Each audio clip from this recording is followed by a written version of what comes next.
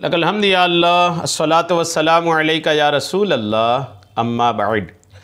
सिलसिला है नाज़रीन की तरफ से पूछे गए ये सवालों के जवाब पेश करने का।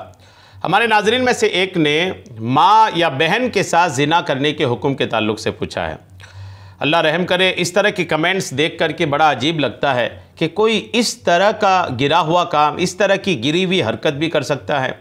ऐसे लोगों को रो रो करके तौबा करनी चाहिए और बहुत ज़्यादा नेकियां करनी चाहिए, बहुत ज़्यादा नेकियां करनी चाहिए और हर वक्त नेकियों में लग जाना चाहिए ऐसे लोगों को कि जो इस तरह की हरकत नफ्स व शैतान के बहकावे पर और अपने खुद के बहकावे पर भी इस तरह के गुनाह करते हैं।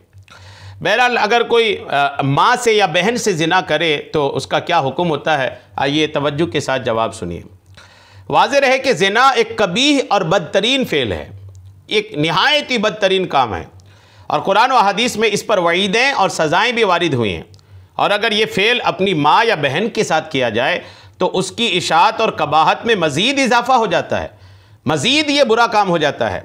लिहाजा अगर किसी शख्स ने अपनी माँ या बहन के साथ ज़िना करके अपना मुँह काला किया तो उसे चाहिए कि सिद्क़ के दिल से तौबा और इस्तिग़फ़ार करे और आइंदा इस बुरे काम को ना करने का पुख्ता इरादा करे।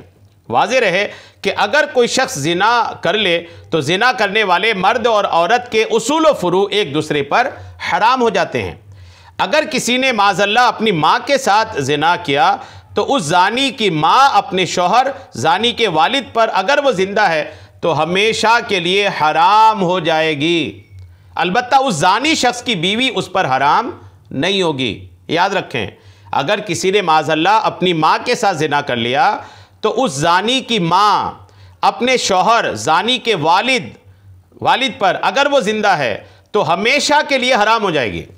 जी हाँ, अलबत्ता उस ज़ानी शख्स की बीवी उस पर हराम नहीं होगी। यानी अपनी माँ के साथ ज़िना किया तो उसके उसकी जो माँ है उसके बाप पर हमेशा के लिए हराम हो जाएगी। ये वाकई में कितना ख़तरनाक मामला है। अब बाप अगर ज़िंदा है तो बताइए कि बेटे की हरकत की वजह से माँ बाप के रिश्ते में कैसी दरार, कैसी ख़राबी आ गई। अगर किसी ने माज़अल्लाह अपनी माँ के साथ ज़िना कर लिया तो उस ज़ानी की माँ अपने शौहर ज़ानी के वालिद पर अगर वो ज़िंदा है तो हमेशा के लिए हराम हो जाएगी।